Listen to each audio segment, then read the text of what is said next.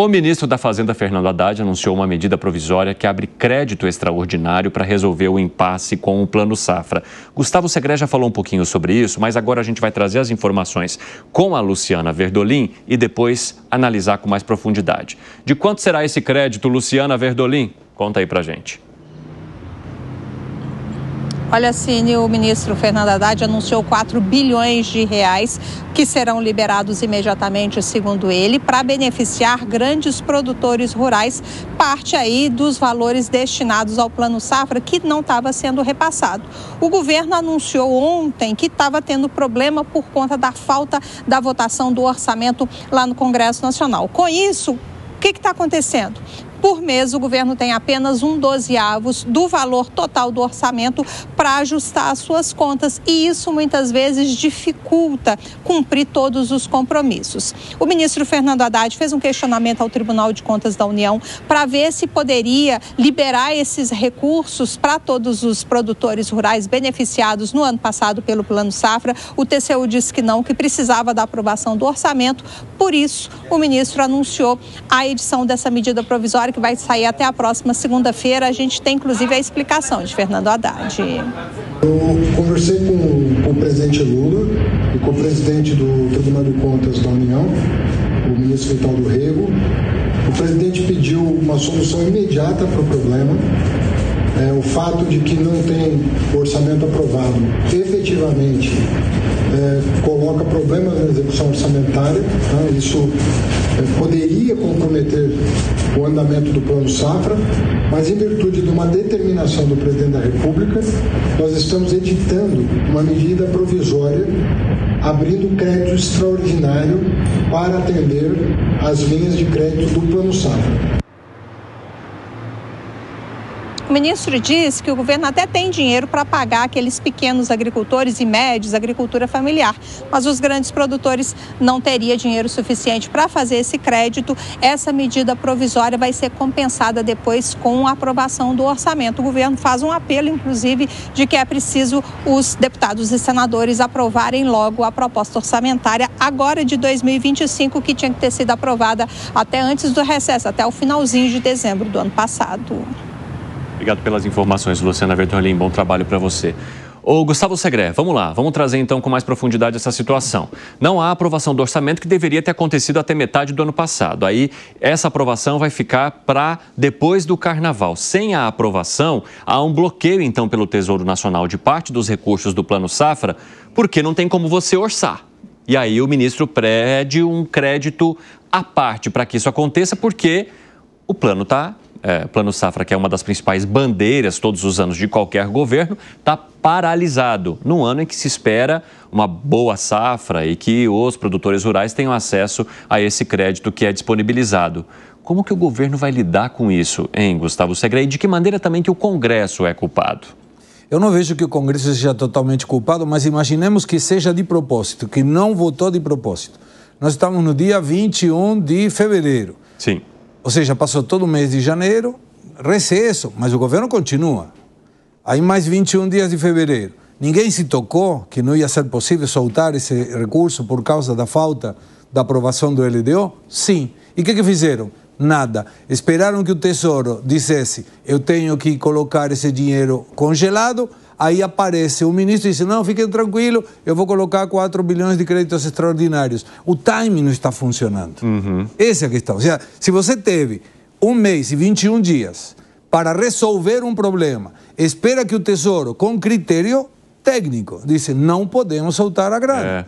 Aí vem aí na correria: presidente, vamos soltar 4 bilhões porque assim deixamos...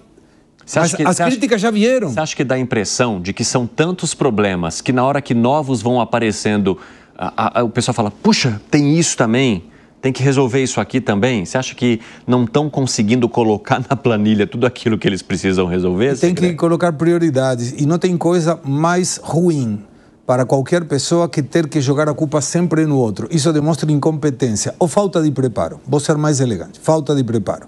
A incompetência, de alguma forma, é falta de competência para resolver, falta de preparo. Mas o timing está muito errado, porque se adianta, ele poderia, o próprio ministro dizendo, já estamos verificando que vai ter um contingenciamento do gasto e já resolvimos. Está aqui, pof. Evita críticas da oposição, que faz o seu trabalho, tem que criticar. Vai aproveitar a crítica para dizer, está errado, isso aqui está errado. E o governo está sempre saindo atrás. Eu imagino e vejo o ministro Haddad como aqueles chineses que vão com o pau e o pratinho e começa um a falar, e aí ele vai. E aí o outro começa a faltar energia, e aí ele vai. Mas não consegue resolver. Na sua tentativa de que nenhum prato caia, podem cair todos juntos. Ô Zé Maria Trindade, você contou agora há pouco que o Pedro Lupion, líder ali da Frente Parlamentar da Agropecuária, estava reclamando do quanto havia dificuldade para o acesso ao Plano Safra. Com essa situação, então, o pessoal deve estar com os nervos à flor da pele, né? Pois é, nossa, foi uma reunião fechada, eu tive acesso à fala, disse que ele irritadíssimo, né? E jogando cada vez mais lenha da fogueira do agro, que nunca esteve simpática ao governo, pelo contrário, uma grande oposição ao governo está no agro, né? A gente conversa com o pessoal do agro e vê claramente uma oposição muito forte. E a suspensão do Plano Safra caiu lá como um tiro, né? Disseram, olha, essas últimas medidas em liberar a importação, a artificialização do mercado, a gente sofre aqui, alguns países subsidiam, né? E mandam alimentos para cá e a gente tem que concorrer com tudo isso. O que eu tenho impressão geral é o seguinte, o governo de repente acordou e viu que a inflação, que a gente falou da inflação específica de cada alimento, né? E as pessoas não entendem, está 4%, está 3% de inflação, mas quando vai no supermercado a coisa explode, o salário some, né? E agora o governo acordou. Me disse o ministro de Desenvolvimento Agrário e Agricultura Familiar, o Paulo Teixeira, de que está pedindo 3 bilhões de reais ao governo exatamente para investir exatamente na base, na agricultura familiar. E mais do que isso, contratar silos, que nós não temos mais, aquela reserva de antes da Conab, né, para estocar alimentos. Então, não adianta ter uma super safra se daqui a meses se exportou tudo ou o alimento acabou. Então, é preciso fazer um estoque regulador, né? E esse estoque regulador está sendo previsto agora e é por isso que o ministro está esperando dinheiro para isso, porque não tem no Ministério do Desenvolvimento Agrário e Agricultura Familiar. Então, a impressão é que, de repente, o governo acordou e a agricultura se faz assim. Você primeiro prepara a terra, não é nem semear, né? Depois semeia e espera para o ano que vem a colheita. Fala, Piper. Olha, vou concordar com muito do que o Zé disse, até porque sobre a questão dos estoques reguladores é algo que muita gente, muitos liberais, especialistas em agricultura e tal, diziam há pouco tempo, não faz muito tempo assim, que isso já não se fazia mais, tinha caído de moda, tinha saído de moda, não era mais assim, mas o fato é que outros países, como por exemplo os Estados Unidos, ainda fazem. Então, eu acho que é uma medida, sim, de precaução. Agora, independentemente disso, isso é algo que a gente olha para o futuro, é um olhar de futuro. Presente, o governo errou numa coisa, o governo tinha que ir lá atrás, um mês, enfim, 2 meses atrás, alertar, sim, os agricultores que, se não tiver orçamento votado, vocês correm o risco de ficar sem dinheiro. Então, aqueles mais de 300 parlamentares eleitos por vocês têm que trabalhar, tem que votar o orçamento. O que essa turma está esperando para votar isso aí? Esperando o dinheiro da emendinha pingar? É isso? Quer dizer, eles estão engessando, paralisando o país até que se resolva a questão das emendas. Então, vejam só o tipo de dano que esse tipo de medida mesquinha e retaliatória acaba causando. Você acha que é retaliação, Gani?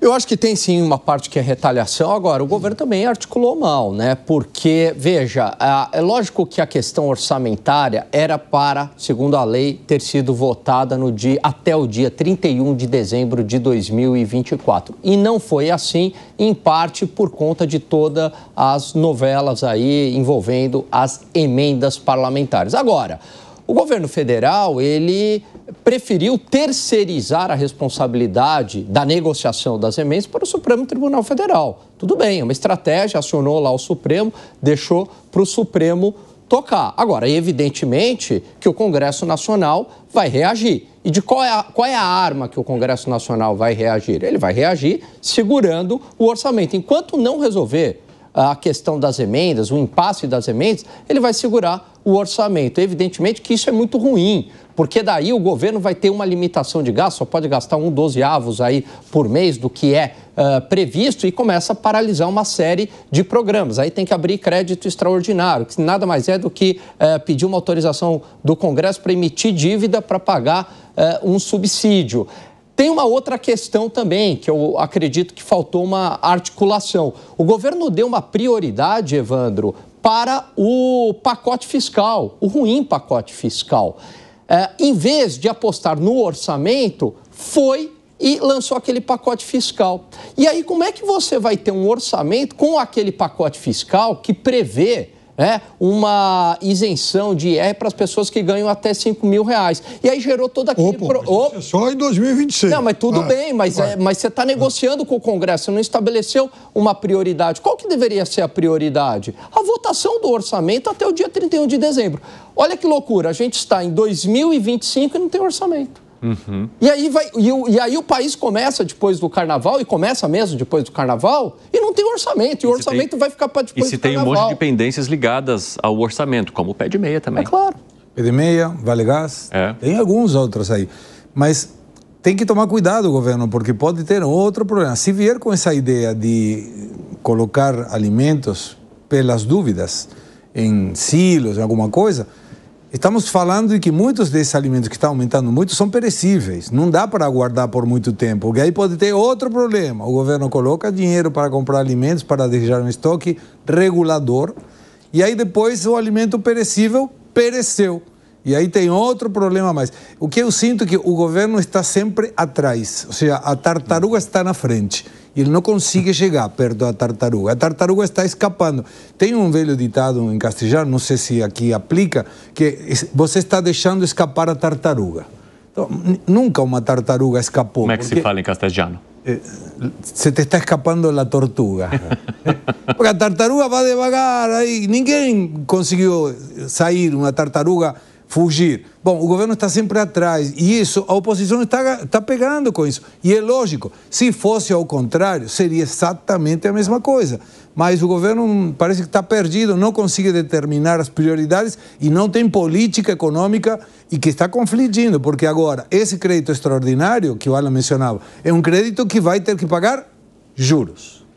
Gani, se ele está escapando da tortuga? Tá escapando sim, como muito bem lembrou aqui o Segré. Olha só, Evandro, o que acontece? Essa inflação de alimentos, ela também está ligada à alta do dólar que teve recentemente. E aí sim é responsabilidade do governo. Por que é responsabilidade do governo? Por conta do famigerado pacotinho fiscal. Porque lançou lá o pacote fiscal, prometendo mundos e fundos, pouco corte de gastos e a tal da isenção do IR. O que aconteceu com o dólar? 6,30, o dólar disparou. E evidentemente que isso trouxe também encarecimento do custo de produção. É claro que quebra de safra aqui no Brasil ou quebras de safra lá atrás não é de responsabilidade do governo. Mas a alta do dólar, que influencia na inflação de alimentos, aí sim é responsabilidade do governo. Mas não é só a inflação de alimentos que está sendo um problema, Evandro. Uma outra inflação está sendo um problema, a inflação de serviços. A inflação de alimentos roda na casa de 7% no acumulado de 12 meses. A inflação de serviços roda na casa de 6%. Não tem muita diferença da inflação de serviços para a inflação de alimentos. E aí a inflação de serviços é responsabilidade do governo. Em que medida? À medida que há um aquecimento artificial da demanda por conta do gasto público, políticas de transferência de renda, políticas de consumo, crédito subsidiado, elevação do gasto, aumenta a demanda agregada acima da capacidade de oferta, inflação de serviço. Talvez, se não tivesse essa inflação de serviço, a inflação de alimentos não pesaria tanto. Então, há essa responsabilidade na inflação, principalmente na inflação de serviço. Fábio Piperno. Piperno, vai lá, arremate teu comentário, porque a gente vai falar de inflação justamente com o André Anelli, que está esperando ali. Não, perfeito. Só uma coisa, Alan. Isso que você chama de, enfim, crescimento artificial e tal, ele Você sabe que tem muito economista, né? Oi? Sabia disso? O quê? Muito economista que você gosta. Economista que gosta. Aliás, então eu recomendo também um economista ortodoxo que deu uma entrevista que está em algum jornal, algum portal chamado Joaquim Levy. Né? Sei, conheço. Economista de inegáveis credenciais ortodoxos. Eu recomendo a leitura dessa entrevista. Eu mesmo que trabalhava no governo da Dilma Rousseff? E do governo Bolsonaro.